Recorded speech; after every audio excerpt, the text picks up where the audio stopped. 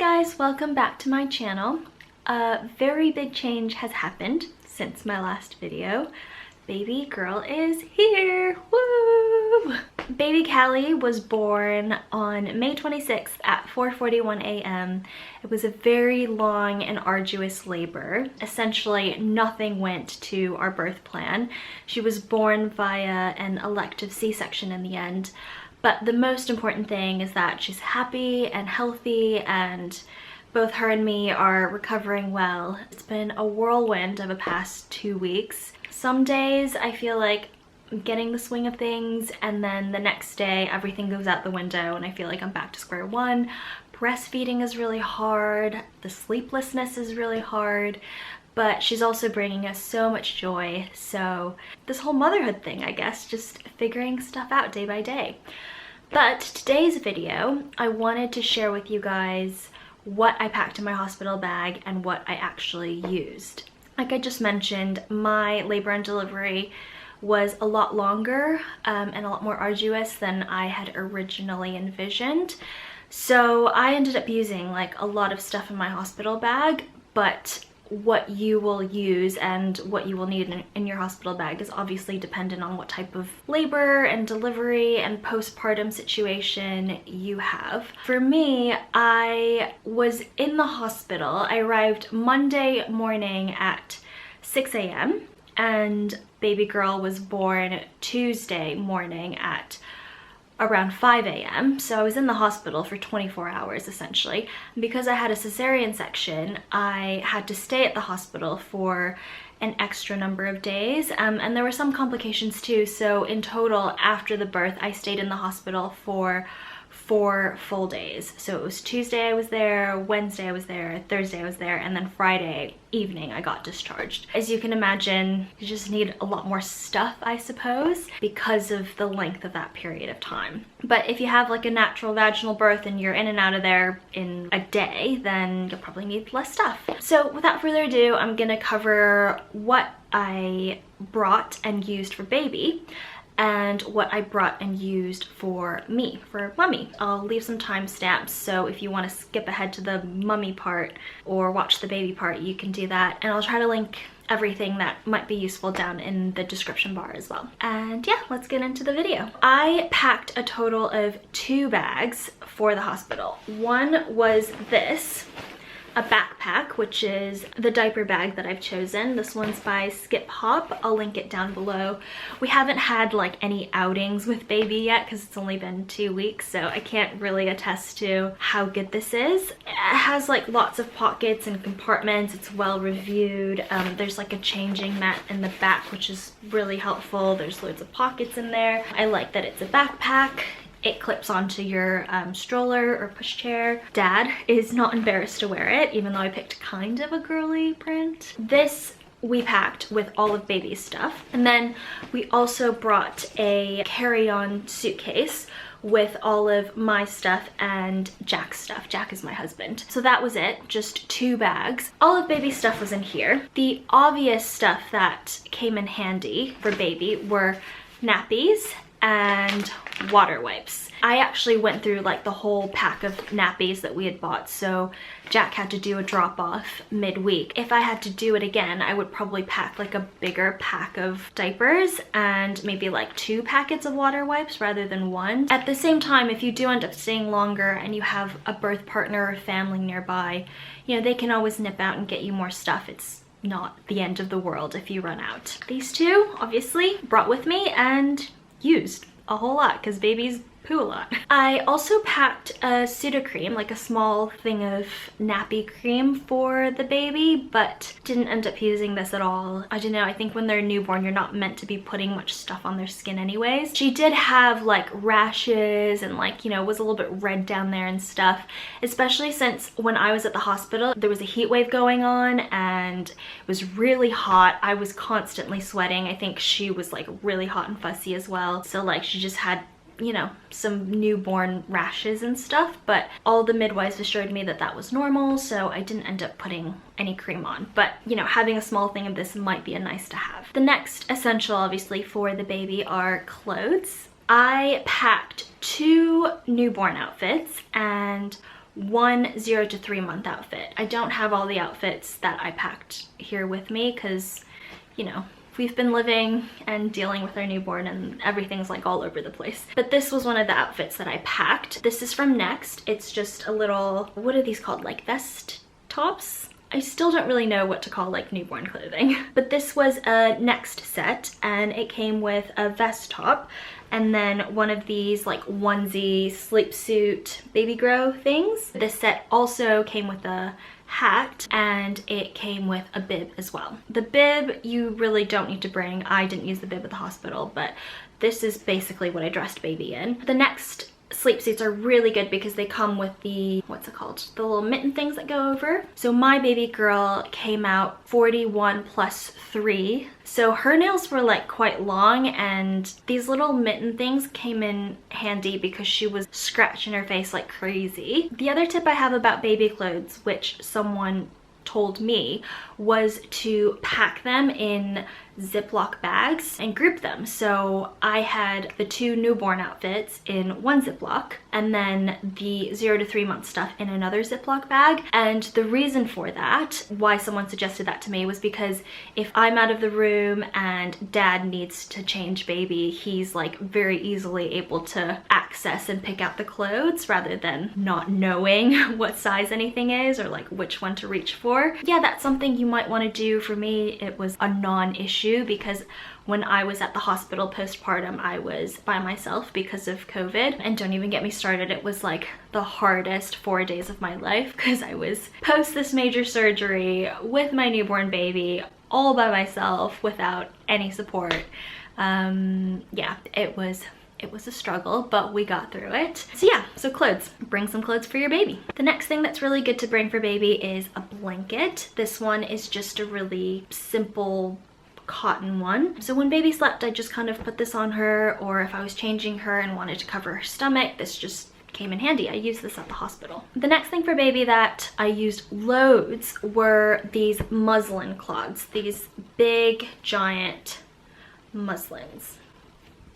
These are by Burt's Bees, and I actually prefer these to the Aiden and Anise ones. I think they're like a little bit softer. I used this loads at the hospital just to like wipe up, spit up. It was really hot, like I mentioned, so some nights I would cover baby with this rather than the blanket. Even to this day, 2 weeks in, we find having these muslins so helpful. These muslins are great, multifunctional, and I use these loads at the hospital. Then the last thing for baby, which I wasn't sure I would use, but I did end up using and I'm glad I brought, was formula. I think something that blindsided me in the first couple of days is just that breastfeeding is really hard. It's not as simple as just putting the baby on the boob and then suddenly you just mutually like have this bond and this great latch and baby's fed and you're happy. It's not like that at all. And I don't know why I thought it was like that, because I guess in that last girls episode with Hannah, the last scene is her like finally getting the baby to latch, and it was like a really big moment, which shows that it's more difficult than one might believe. I just really struggled with breastfeeding. I think I put a lot of pressure on myself. I was constantly like buzzing the midwives in to be like, how do I position this? Like, my baby's not getting enough milk. Like, am I doing this right? And that put a lot of stress on me. I had like lots of colostrum coming out, but it just wasn't enough for baby, or baby wasn't latching properly. So that first night, I remember I got like 1 or 2 hours of sleep because the baby kept fussing. And one of the midwives came and she said, you know, you should just give your baby some formula top up because that will help your baby to sleep a little bit better and it will help you get some rest, which I dearly needed. I'm really glad that I brought it because those first 4 days in the hospital when I was by myself and really struggling with breastfeeding, it was just helpful to be able to top up with formula so that baby girl could sleep for longer. It like stressed me out a lot less. For all those reasons, I think having some formula is helpful. Now, I don't need this formula anymore because my milk's come in and baby is latching a lot better and we're like getting into the groove of things. But early days, I think having some alternate food source that is not your boobs and your colostrum decreases the pressure on you and make sure your baby is fed, and fed is best. So that was everything for baby. And now I'm gonna talk about everything in my hospital bag that was for me, for mommy, and what I actually used and what came in handy. First things are these slippers. Bring some slippers because you're just gonna need to walk around and, you know, want something that's easy to slip onto your feet. These ones are some plastic Birkenstock like slippers from a brand called Genuines. I got these off ASOS. I'll link them down below if they're still available. My feet really swelled up during pregnancy, so I needed to size up. And postpartum, something that no one tells you is that all the fluid drains from your body, so like your feet will get really swollen as well. So it was good to have like some bigger slippers to just walk around in after as well. Next thing are some socks, some fuzzy socks, just, you know, things that are comfortable. You know, you want your feet to be covered. These were the ones that I wore. I got these from Costco, but you can get fuzzy socks from anywhere. Next thing, snacks. Like I said, my labor was really long, and someone once equated labor to like running a marathon, but like your uterus is the muscle that's doing all the work. So you need to keep yourself sustained and you need to eat and hydrate yourself. And that's something I wish that I'd done better. I feel like I could have eaten a lot more and had a lot more energy. We did bring snacks, and these were the snacks that I preferred to eat. So I loved these Haribo Tang Fast sticks. Jack bought a couple packs of these and I went through like all of them, I think. These were just really nice to give me a boost of sugar and energy. I also really liked these granola bars, these Kind bars. This is the peanut butter dark chocolate flavor. And then also some hard candies. So Jack's dad actually got me these like postpartum, and I wish I'd had them during labor because they're just really nice to suck on. You get a little boost of sugar. Find snacks that work for you and bring lots of them. The other thing that really came in handy, which I don't have at the moment, is Lucozade. We brought 2 bottles of Lucozade. I loved drinking that during labor. It kept me hydrated, it gave me a boost of energy, so I would definitely recommend some sort of like energy drink. In the same realm as food, a water bottle and a straw, or a water bottle that comes with a straw, also really essential. This is just a metal straw that we have, and this is an Nalgene bottle that we have. I didn't do a great job of staying hydrated during labor, I must say. I was like quite dehydrated. You need to stay hydrated because, like I said, it's like running a marathon, your uterus running a marathon. So you just have to make sure that you're sustaining yourself and giving yourself and your body all the tools that it needs to get to the finish line, essentially. So water bottle and straw, really helpful. Straw's really helpful because you're like lying down in the hospital bed, or you know, you're in different labor positions. So the straw was great because Jack could just like put this up to my mouth and I'd like take a sip rather than like having to sit up and drink from the bottle. Now moving into the postpartum world, I would actually recommend packing a loose dress to change into postpartum because for me, having had a C-section, I didn't want anything that I needed to like pull over my legs or my stomach. What I wore during labor and what I wore out of the hospital were the same dress. So it was this New Look dress, which is just sort of like a black t-shirt dress kind of a thing. I really liked this because it meant I could just pull it over and I didn't need to think about anything rubbing against my new wound. I would recommend having a dress option. Obviously, if you deliver vaginally, or you know, just depending on like how comfortable you are when you're leaving the hospital, you might feel more comfortable in tracksuit bottoms and a top. So if I were to do this again, I would still pack tracksuit bottoms and a nursing top, but I would also give myself the option of a loose t-shirt dress as well, just to see what I feel comfortable wearing. Another postpartum essential, nursing bra. You will be nursing up a storm after you give birth to a baby. So having a nursing bra was just completely essential. The thing that I didn't realize about a nursing bra though is that after giving birth, when I started breastfeeding, my boobs got even bigger than they did during pregnancy. So I actually needed to size up my nursing bras. The nursing bras that I had originally brought to the hospital, none of them fit. I would say get yourself some bigger nursing bras than you think you might need, because your boobs will get even more engorged and bigger when you start breastfeeding. Then in terms of down there, whether you have a C-section or vaginal delivery, you're gonna bleed. So you're gonna need some heavy duty pads to go down there. And this is a little bit of personal preference, but I brought a couple options. One of them are these disposable underwear. They're like giant disposable knickers. They have obviously the, you know, built-in patty bit at the bottom. They're stretchy. These are an option if you want to go for these. At the actual hospital, they gave me pads that look like this, and I didn't like these very much because they don't stick to anything. There's just a pad that you kind of like wedge in between your thighs, your, you know, private parts, and then it's just sort of like meant to stay there.